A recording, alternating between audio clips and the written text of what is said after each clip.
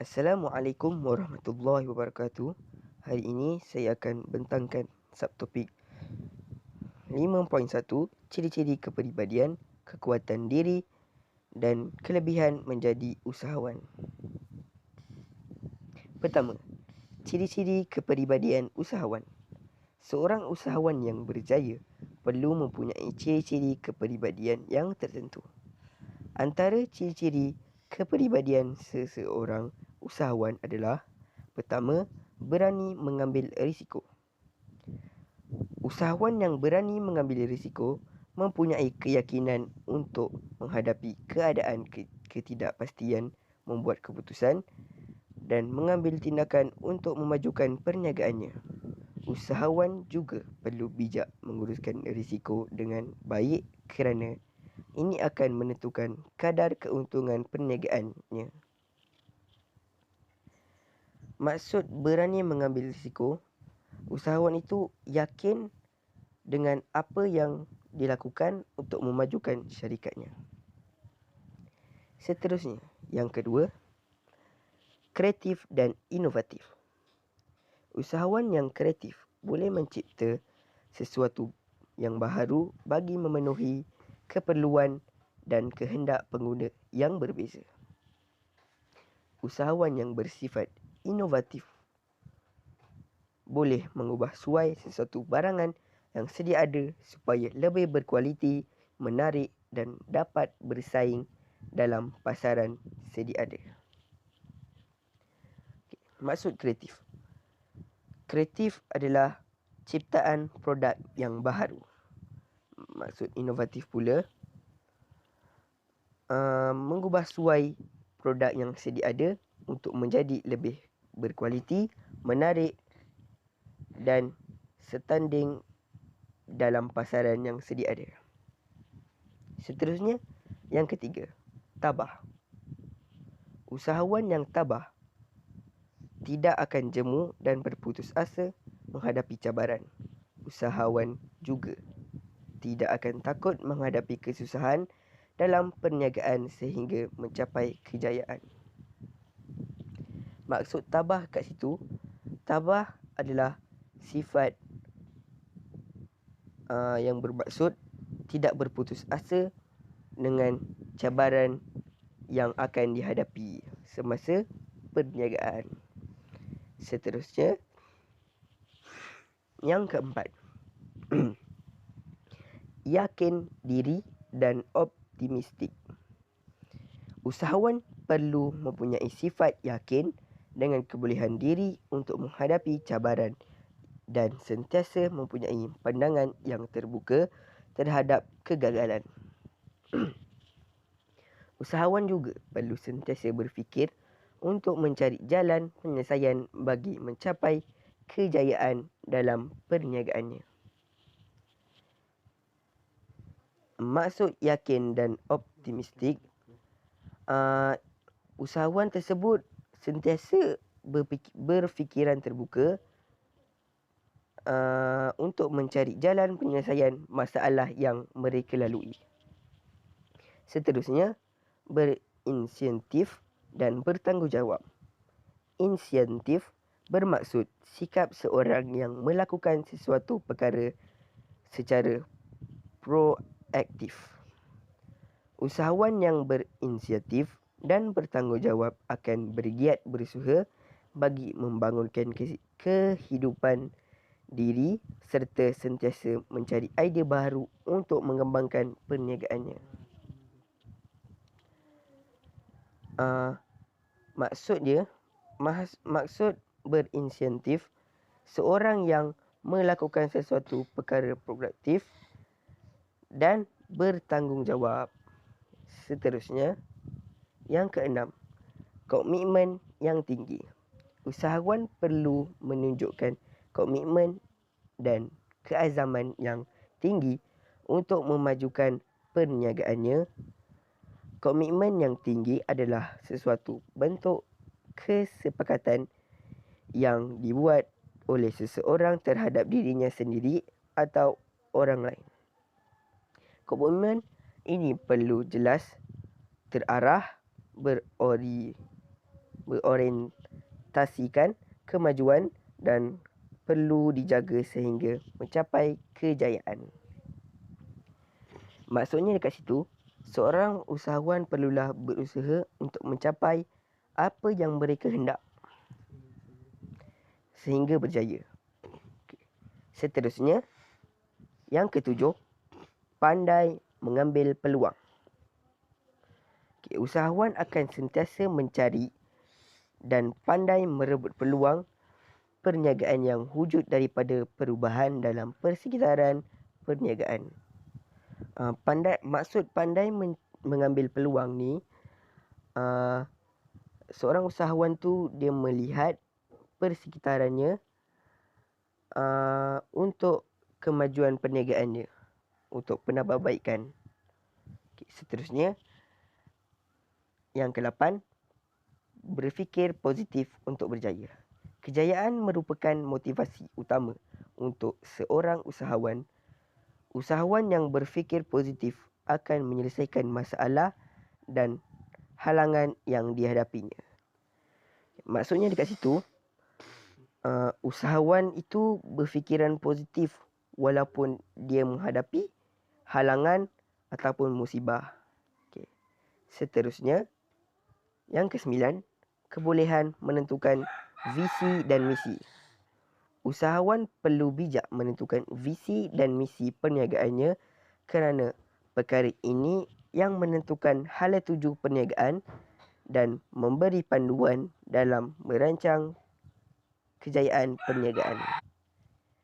Maksudnya dekat situ, setiap usahawan perlulah mempunyai visi dan misi untuk mereka menentukan ke mana hala tuju mereka punya perniagaan mereka. Seterusnya, yang ke-10, berani untuk gagal.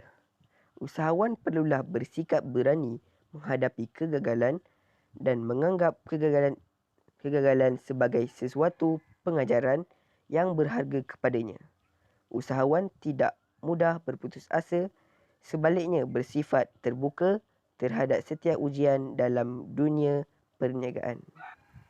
Maksudnya dekat situ, usahawan itu perlulah menganggap kegagalan yang dilaluinya mestilah dijadikan pengajaran untuknya, untuk penambahbaikan untuk masa akan datang. Seterusnya, ke-11, semangat sepasukan. Kriteria ini melibatkan kerjasama pihak yang mempunyai kemahiran dan pengalaman untuk mencapai matlamat yang sama. Apabila perniagaan mengamalkan semangat sepasukan dalam menghasilkan produk, hasilannya produk akan lebih berkualiti daripada hasil kerja secara individu. Maksudnya kat situ, semua ahli kumpulan perlulah memainkan peranan penting untuk menghasilkan sesuatu produk yang berkualiti. Seterusnya, berdikari. Usahawan yang berdikari tidak bergantung kepada orang lain atau mengharapkan pertolongan orang sewaktu melakukan sesuatu. Maksudnya dekat situ, seorang usahawan tu dia boleh melakukan perniagaannya tanpa sokongan orang lain. Seterusnya, fleksibel. Usahawan perlu berkebolehan untuk menukar cara dan menyesuaikan pendekatan perniagaannya dengan situasi serta keadaan tertentu. Maksudnya dekat situ, usahawan tu boleh berkebolehan untuk menukar cara mengikut situasi yang dihadapinya.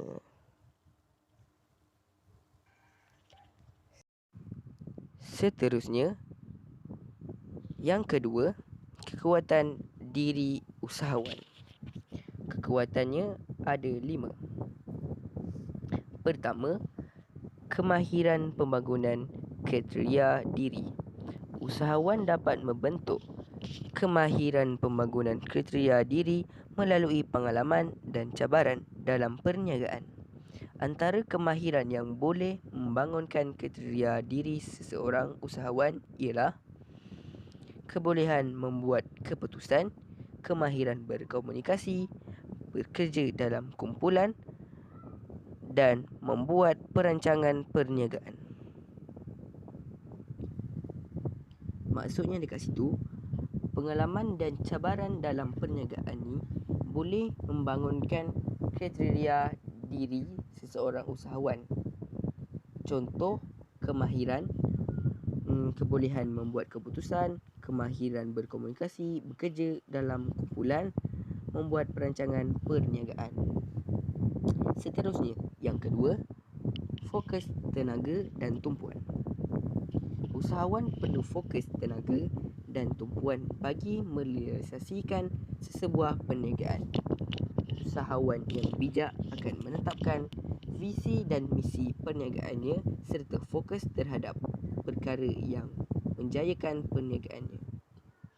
Maksudnya dekat situ, merealisasikan sesebuah perniagaan yang bijak untuk menetapkan visi dan misi perniagaan serta fokus kepada perkara yang mereka hendak mencapai ataupun target yang mereka hendak. Seterusnya, yang ketiga, perhubungan baik dengan pasangan. Perhubungan baik dengan sebuah pihak dalam organisasi amat penting bagi menjayakan sesebuah perniagaan. Usahawan haruslah mampu berkomunikasi dengan jelas dan berkesan supaya pengurusan perniagaan dapat dijalankan dengan sistematik. Maksudnya dekat situ, berkomunikasi dengan baik dan berkesan dengan pihak agar mereka mudah faham dan jelas apa yang kita sampaikan. Contohnya, berurusan dengan pembekal. Seterusnya, yang keempat, keupayaan membina jenama. Keupayaan membina jenama akan memainkan peranan besar dalam membina rangkaian perniagaan usahawan. Hal ini kerana jenama yang kukuh akan menjakinkan lebih ramai pengguna. Usahawan juga berusaha untuk memastikan kualiti barang dan perkhidmatan dengan mengekalkan nama baik jenama. Maksud membina jenama ni supaya orang kenal produk kita. Contohnya macam apabila sebut nama produk ni, semua kenal. Okay. Seterusnya, yang kelima, menyelesaikan masalah kecil terlebih dahulu. Semasa menjalankan perniagaan, usahawan perlu peka dengan masalah kecil dan cuba menyelesaikan masalah tersebut dengan cepat dan sebaik mungkin. Keadaan ini akan dapat menggalakkan situasi yang boleh merugikan usahawan. Maksudnya dekat situ, usahawan perlu peka kepada masalah kecil dan menyelesaikan secepatnya dan sebaik mungkin bagi mengelakkan situasi yang merugikan, lebih teruk ataupun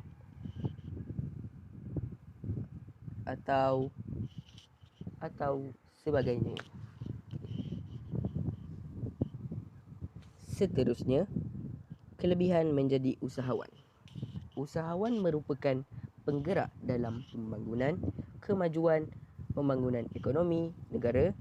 Terdapat beberapa kelebihan menjadi usahawan kepada diri, keluarga, masyarakat dan negara. Okey. Kelebihannya ada 4. Pertama, diri. Membentuk diri untuk sentiasa berfikiran positif, berdisiplin, bebas, mengeluarkan idea dan cekap menguruskan masa. Seterusnya, mewujudkan sikap berdikari. Yang terakhir, sumber pendapatan diri dan keluarga. Okey. Yang kedua pula, keluarga. peluang untuk membuka perniagaan baharu. Yang kedua, mempunyai kelebihan dan yang dapat diwarisi dari satu generasi ke generasi yang lain. Yang terakhir, memupuk minat keusahawanan dalam kalangan ahli keluarga. Seterusnya, yang ketiga, masyarakat. Memenuhi keperluan dan kehendak masyarakat. Seterusnya, memberi pelbagai produk dan perkhidmatan. Membuka peluang pekerjaan. Yang terakhir, mewujudkan ketenteraman dengan mengurangkan kadar jenayah. Yang keempat adalah negara. Dapat memperkenalkan produk tempatan ke luar negara. Yang seterusnya, mewujudkan kerjasama serantau. Yang terakhir, mewujudkan pengaliran modal asing.